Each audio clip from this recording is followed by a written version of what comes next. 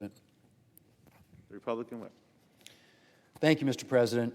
Mr. President, on September the 25th, President Biden tweeted, and I quote, "My Build Back Better agenda costs $0."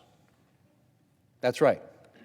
According to the President, a series of new permanent entitlements and a massive expansion of government, the biggest expansion of government, at least since the New Deal, is going to cost $0. That from the President of the United States.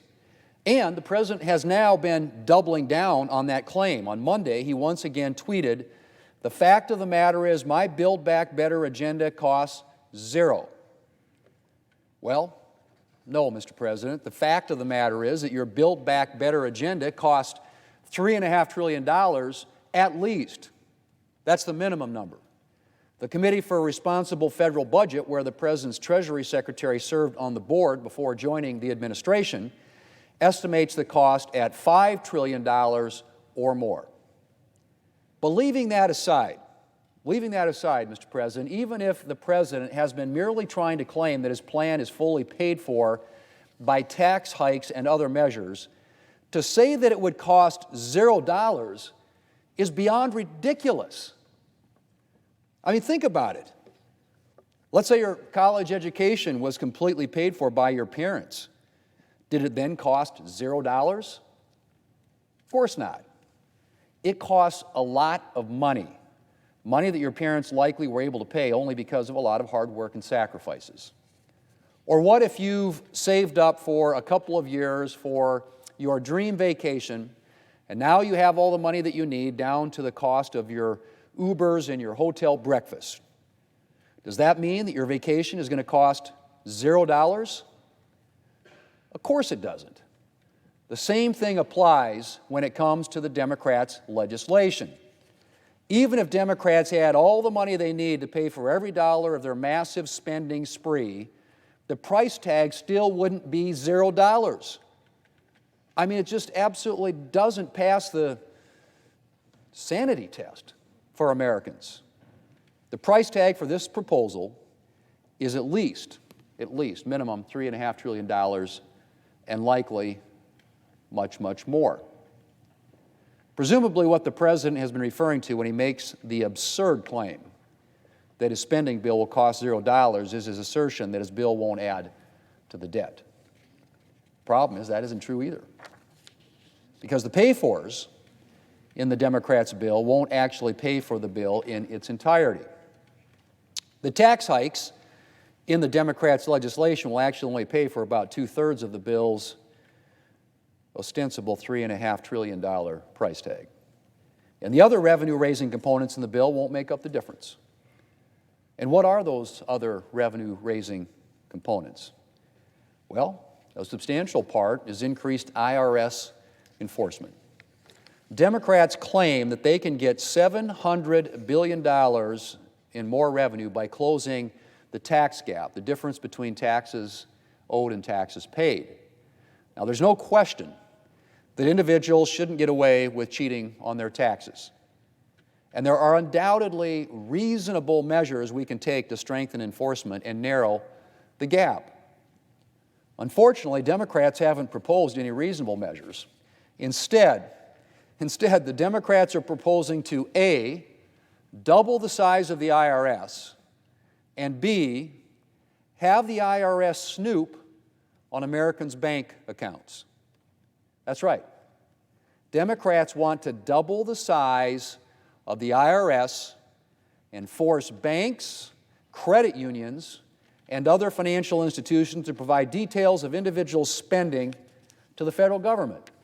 Under the administration's proposal, once your withdrawals or deposits for the year exceed a certain amount, and that amount, by the way, if the President has his way, is $600, your bank or credit union would be forced to report the details of your activity to the federal government. So the federal government could end up with a record of every time you eat dinner out, or pay your rent, or buy a new jacket or a toaster oven. The invasion of privacy being talked about here is absolutely staggering. We already have a mechanism in place to allow the IRS to view large transactions that might indicate potential criminal activity. We do not need the federal government monitoring every purchase that law-abiding Americans make from the App Store or how many times Americans buy a cup of coffee. Not to mention the incredible demands this reporting requirement would place on community banks and credit unions. Banks and credit unions around the country are worried about how they would manage to comply with the bill's reporting requirements. And, Mr. President, let's not forget that the agency that would be receiving all this information has a reputation for mishandling private data. In fact, the IRS was subject to a massive leak or hack of private taxpayer information mere months ago, information that somehow ended up in the hands of advocates at ProPublica. And neither Treasury nor the IRS has provided meaningful follow-up about that data breach, much less any accountability. Giving an already troubled agency access to reams of additional private taxpayer information is a very bad idea. And, Mr. President, even if we granted that this massive invasion of privacy was worth it, the truth is that all this additional enforcement still wouldn't provide the money that Democrats are claiming it would provide. Democrats claim that they can get $700 billion from the bill's increased tax enforcement measures. The reality is more likely to be about $200 billion lower, according to an analysis from the Wharton School of Business. So Democrats would be doubling the size of an agency with clear management issues and implementing a staggering invasion of taxpayer privacy to pay for a tiny fraction of their spending spree. As I said, Mr. President, no taxpayer at any income level should be able to avoid paying the taxes he or she owes. And I've actually signed on to co-sponsor legislation that would look at responsible ways to strengthen IRS enforcement efforts. But Democrats' proposal to double the size of the IRS and track taxpayer spending should never have seen the light of day. Even former IRS Commissioner John Koskinen, who served under Presidents Obama and Trump, said he thought that $80 billion for the agency was too much. Mr. President, taken together, IRS enforcement on steroids and Democrats' massive tax hikes will still not be enough to pay for their multi-trillion-dollar legislation, partly because the tax hikes may not bring in as much as the Democrats claim, but also because Democrats have used a lot of budget gimmickry to disguise the true cost of their bill. The standard method for analyzing the cost of a bill is a 10-year budget window. So you look at what your bill would cost over 10 years, and that's how you get the cost of your bill. That's normally the way that it works around here. Well, that's not exactly what the Democrats are doing. That child allowance in the Democrats' bill, Democrats have only counted the cost of that allowance through the year 2025. That allows Democrats to claim that the cost of that provision is around $500 billion instead of the $1.1 trillion the measure would actually cost over a decade. And all of those tax hikes are, of course, just for covering the costs of the bill over a 10-year or shorter window. But in reality, the new government benefits Democrats are putting in place are not going to expire for 10 years.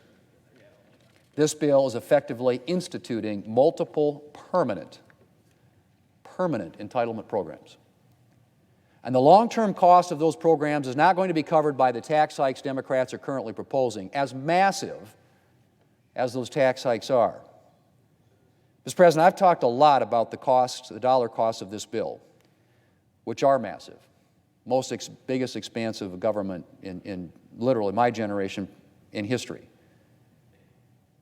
I could spend just as long talking about the bill's other costs, like the fact that the bill is likely to cost workers jobs and opportunities by increasing the tax burden on American businesses and depressing economic growth, or the cost to American families who are going to be facing higher energy bills and higher prices as a result of this legislation. But I'm going to stop here for today. One thing is for sure, Mr. President, Democrats' massive spending spree is going to cost a lot more than $0. And American taxpayers, well, the American taxpayers are going to be paying a heavy price for this legislation and for a very long time to come. Mr. President, I yield the floor. Mr. President,